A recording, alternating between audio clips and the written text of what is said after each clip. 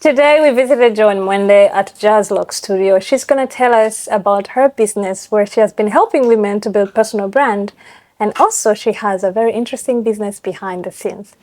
Joan, thank you for having us today. You're welcome. Welcome to Jazzlock Studio. We are happy to have you. Thank you. So Joan, take us a bit back. Where did you start your business? How did you decide to start business? Yes, so as many of us who are like me, I came from Kenya for a job. So I got a job in marketing and I came and started working here in Dubai. And I think then it was more of you do the job. You know, most of us say we do the job 2 years, we go back home. Yes. Yeah, so we did the job for 6 years. And then I left the workforce. And all through, even back at home, I always knew that, and it's something my grandma taught me, that she always said, when there's crisis or when there are village wrangles or things happen or poverty or drought, things get bad. But for women, things get really bad, really bad. And so I think from a young age, I always knew women need to have money in their pocket. Because when women have money in their pocket, those ones bear much better their circumstances than the ones who don't. And so growing up, that's always what I had in my head. And I thought everyone was brought up that way, only to realize, it's not a common truth. And so that's how now I started women economic empowerment. Because then I would see friends of friends, family that are gifted and talented and God has blessed them with skill, but then waiting for these jobs and, waiting for, and the way jobs were a long time ago is not the way things are today. Things have changed. Yes, but then I promise you, almost every person I've met has something in their hand that they can monetize. And so because I had that back home I have a non-profit that helps rural women start businesses. So coming here in Middle East, I met women like that. I thought it's maybe an African problem, but it's a Middle East, Africa, and global problem. And so transitioning out of corporate, I was thinking now, what do I do to help women have money in their pocket? And so that's how I started personal branding with the mind of how can we use what you have and treat you like a brand and say, now let's see how we can help you monetize and get the money. And when you get the money, to also learn how to keep it well. So that's how I started Uniquely Branded, which is a personal branding company for women. Yes. And we serve women across Middle East and Africa. So that was the plan. But then with social media, I've had clients across continents, America, Australia, everywhere. Yeah. Oh, that's a very interesting journey. And today we're here at your salon. Yes. Has personal branding made it easy for you to venture into beauty and eventually having a hair salon? Yes. So when I started my journey in personal branding, of course, I was meeting many women in the journey. And one of them was my loctician who makes my hair. And so it was really a conversation that we had from a point of, wow, your business has grown. You've been in Dubai. How can we make this and monetize this and have a salon? And we didn't see many women like us, like the vision we had of a salon. We're like, okay, do we need to know an Emirati to have the salon? Do we need to have better passports because we have our Kenyan passports, How much money will it take for us to open a salon, And going through this with now her and our two other founders, we realized that we didn't need to have other passports. With our passports, we were able to go and open a salon. We were able to attract investors as well to come in the salon, thinking that we needed millions to be able to open a salon in Dubai. But then no, we just needed a viable idea and pitch it to probable investors who believed in our vision and were able to also back us up with what we already had. And then we didn't need an Emirati and all. And that's the advantage of being in a city like Dubai, because it awards the ambitious and the daring and people who are willing to put that foot forward. And I think I sit here now representing that African woman who is you have an idea and you want to open that business. You know, you have invested back at home, but you know how Indians invest in their home and also And in also the countries here. they are in. Yes. Like even Indians in Kenya own the big companies, but also they've invested in their homes. So it's True. opening our minds to see that we can do that. There is abundance, not thinking from a limited mindset, but from an abundance that you can do as much as your dreams can take you. Impossible is nothing. Yes. Was it easy for you to get this information right there beforehand, or it took you time to actually get information that you can start a business as a Kenyan? You don't need to have a lot of money.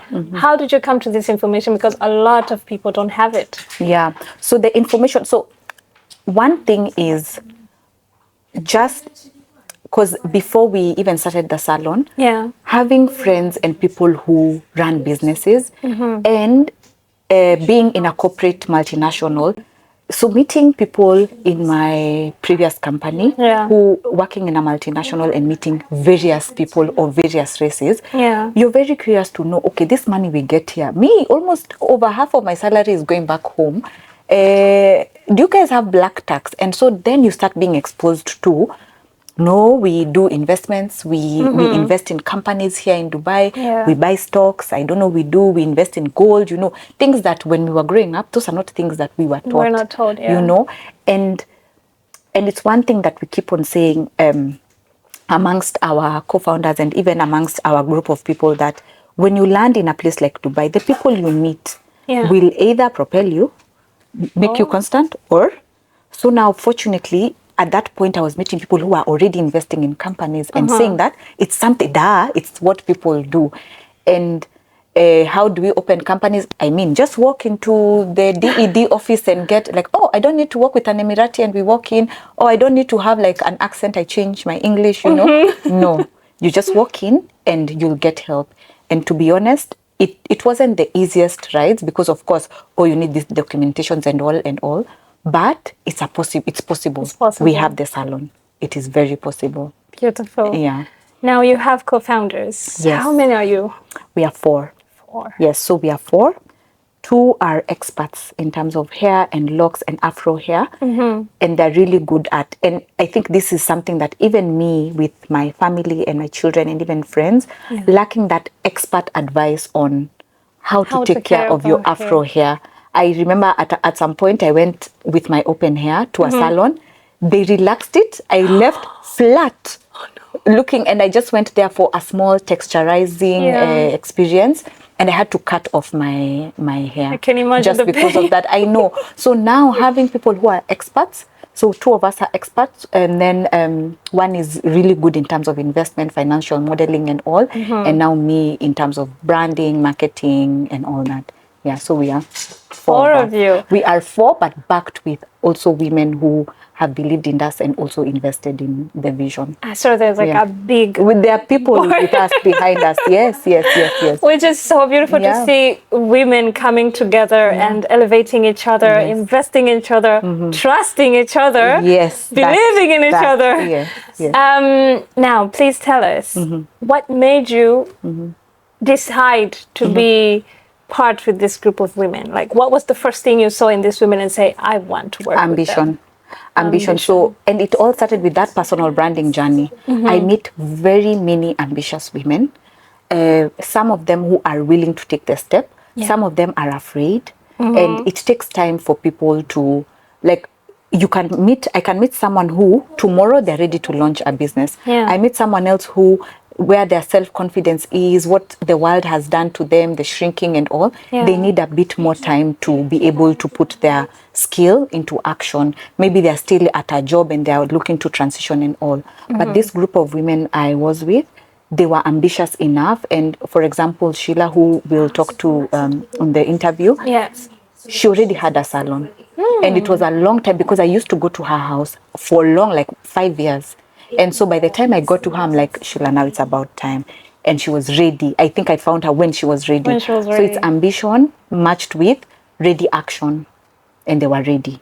And so that is, and above everything else, we know we've come here to make money. There's the personal, the friendships and all that. but all of us came with one common goal, which is our money goals are bringing us together.